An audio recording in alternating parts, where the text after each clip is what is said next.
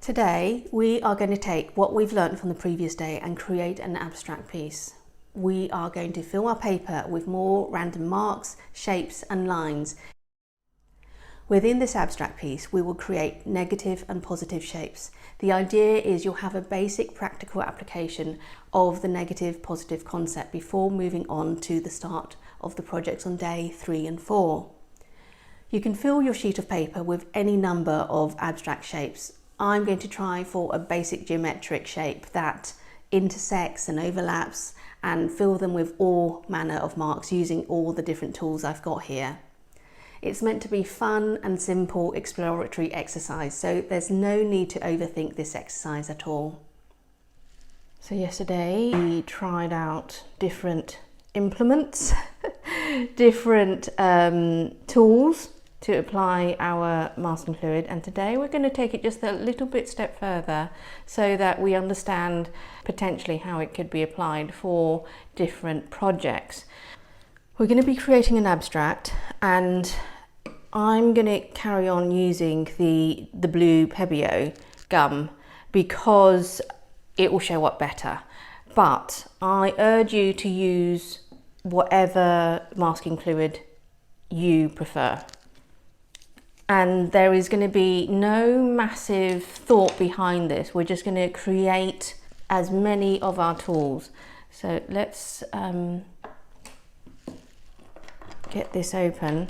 Actually, I think I'm going to create kind of a circle. That doesn't work very well. I think I'm trying to put too much on there. Let's use a brush instead, actually.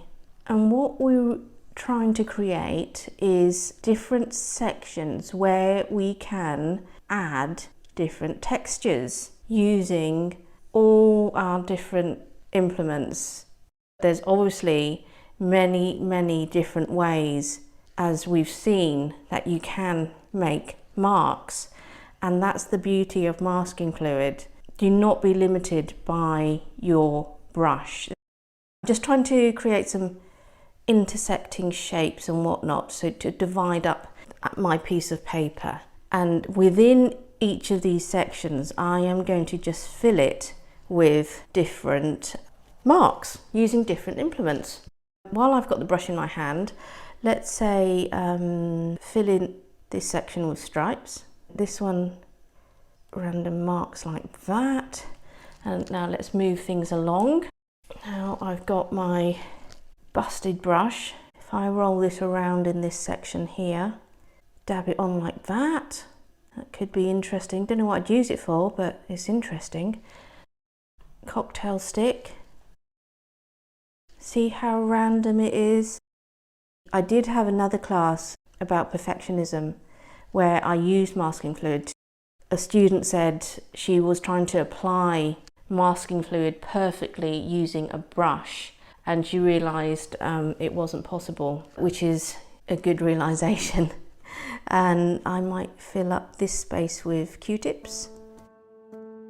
I would really love you to just pick up all the tools and use as many as possible: the toothbrushes, toothpicks, paper clips, rolled up paper, the side of the brush, a flat brush. It's a way to really explore and let go of that need for outcomes, because you can't always control masking fluid. Sometimes what you get are happy accidents, and that's part of what we're trying to embrace here.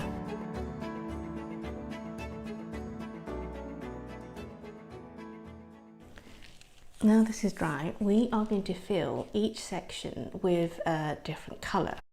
Let's mix up any old colours really. I'm going to do this section in a bit of a cobalt turquoise, I think it is, and maybe this section here, just following the contours that we created using the edge of the masking fluid, and then maybe a purple. It's not meant to be a masterpiece, we're still in a test mode. Maybe this section here. It's really just to see how many different ways we can apply masking fluid, because it's great to have a brush at hand, but it's also great to see what a paperclip could do for you. What's next? Maybe a green. Oh, it's merging with the purple. That's not to worry. What else? Where else? Maybe here. And finally in this corner, I reckon. We're just going to go around and pick just any colour and fill it in. I just want to say there's no right or wrong way to do this. Don't think, oh, I've got to get it right up to the line.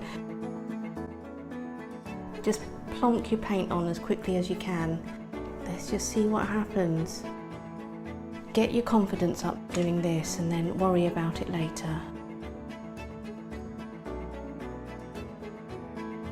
As you can see, there's a lot of standing wash on this particular project, and this is a really good exercise for us going forwards because we have to be so patient. We have to let this dry fully before we can move on to the next stage. It's now dried through. You can see where some of the colours have merged in to one another, but that's absolutely fine. Let's see how it all comes through. As you can see, I'm using the Frisk Mask Away block to remove my dried masking fluid, and this is now my preferred method, which you'll see me use throughout the rest of this class. Although I've sped up the video, I am being careful about removing this masking fluid because the masking fluid is a little bit stickier than I'm used to. I finally managed to get it all off. There was quite a lot of masking fluid in all these different areas. One of the things that I've noticed is I was pretty heavy-handed in this area here and also here, so I covered up a lot of the paper, and I don't necessarily always want to do that. I think I rather prefer the effects like this where I applied a thin line. I think it was with a paper clip. So it's things like this that you should be aware of. One last thing I'd like to say is this is just a test. It's not meant to look like a work of art that you can hang up. It's just for you to work out, oh, I've missed a bit down here, to work out going on to the next stage how different applicators that you use, the results, what will you get? You might apply masking fluid with a paper clip differently to me. So it's really important that you make little notes and take a good look at the results you get. Hopefully it will all make sense once we all come to creating the projects.